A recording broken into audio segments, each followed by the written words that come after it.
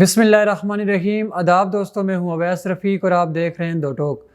دوستوں، اسلامی جمہوریہ پاکستان جہاں لولی لنگڑی حکومت کا قیام کر دیا گیا ہے، وہ حکومت جسے جب چاہا لات مار کے اقتدار سے باہر کر دیا جائے، وہ حکومت جسے اپنی ڈیمانڈز پوری کروائی جائیں اور جب وہ آنکھ دکھائے نظام ساز کو تو نظام ساز پھر اس کو اسی طرح نکال دے جیسے وہ تاریخ میں اگر آپ تھوڑا سا دیکھیں گے تو 2018 میں جیسے ہوا یا ابھی جو 20 میں ہوا خان صاحب کے ساتھ، یا اس سے پہلے جو ہوتا رہا، جو بھی اسٹیبلشمنٹ کو آنکھیں دکھاتا ہے پھر وہ اقتدار سے ہاتھ دھو بیٹھتا ہے۔ کل شاہد حقان عباسی صاحب جو سابق وزیر اعظم پاکستان ہیں اور مسلم لیگ نون کے ایک پرانے رہنما بھی رہ چکے ہیں، وہ کھل کے سامنے آئے۔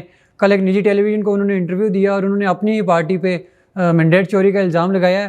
ان کا مزید یہ کہنا تھا کہ اب یہ چوری کو چوری نہیں مانیں گے، اور بس یہ ان کا ایک مقصد تھا اقتدار میں آنا۔ وہ کسی بھی دروازے سے ان کو کوئی فرق نہیں پڑتا، چاہے وہ چور دروازے سے آئیں یا عوامی مینڈیٹ سے آئیں۔ انہوں نے ابھی صرف اقتدار کی ان کو بھوک تھی، اقتدار کی ضد تھی، اور اس چکر میں پھر انہوں نے مینڈیٹ چوری کی ہے، لیکن ابھی وہ چوری کو چوری نہیں مانیں گے۔ دوسری جانب عمران خان کا بھی جیل سے بڑا اعلان سامنے آیا ہے۔ انہوں نے یہ کہا ہے کہ جب 20 سیٹوں والوں کو آپ زبردستی وزیر اعظم بنانے کی کوشش کریں گے تو حکومت عوام جو ہے وہ کیسے اس چوری کو تسلیم کرے گی۔ اس کے علاوہ انہوں نے اپنے ورکرز کو بھی کال کی ہے کہ آپ ہفتے کو جو ہے نا وہ احتجاج کے لیے باہر آئیں۔ پورے پاکستان میں احتجاج کی کال انہوں نے دی اپنے ورکرز کو۔ خیر، جب یہ سیاسی استحکام پاکستان میں آئے گا تب تک IMF کی طرف سے قرضے بھی مل جائیں گے، اور جو قرضے ملیں گے ان کے مطابق پھر نئی شرائط پاکستانی عوام پہ لاگو کی جائیں گی۔ پاکستانی عوام کو مزید مہنگائی کے نیچے دبایا جائے گا، کیونکہ IMF سے قرضے کسی اور نام پہ لے لیتے ہیں ہمارے حکمران۔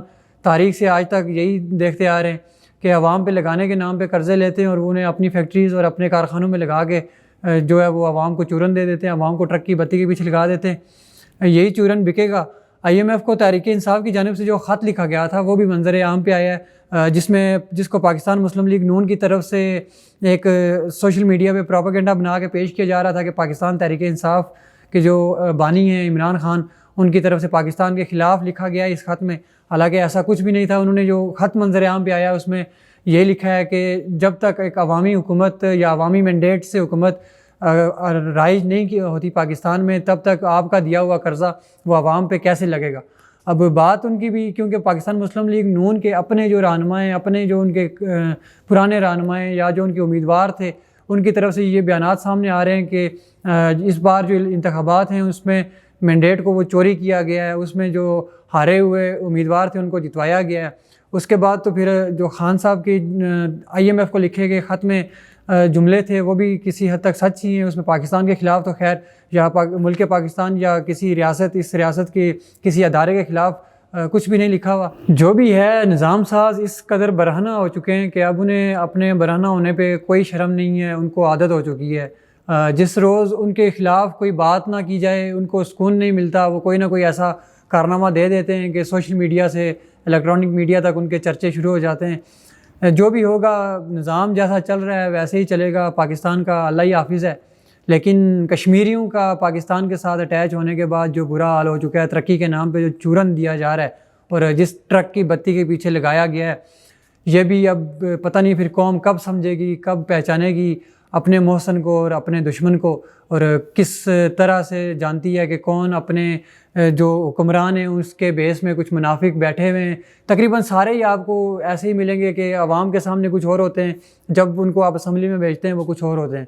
تو ایسے رہنماؤں کے ہوتے ہوئے کشمیر کیسے ترقی کرے گا اور کیسے وہ مقابلہ کرے گا بیرونی ممالک سے، جب تک ایسے حکمران آپ کے نصیب میں لکھے جائیں گے۔ ملتے ہیں آپ سے اپنے اگلے ولاگ میں، تب تک اپنا اور اپنے ارد گرد رہنے والوں کا بہت خیال رکھیے گا۔ ہمارا YouTube چینل سبسکرائب کیجیے اور Facebook پیج کو فالو کیجیے۔ خدا حافظ۔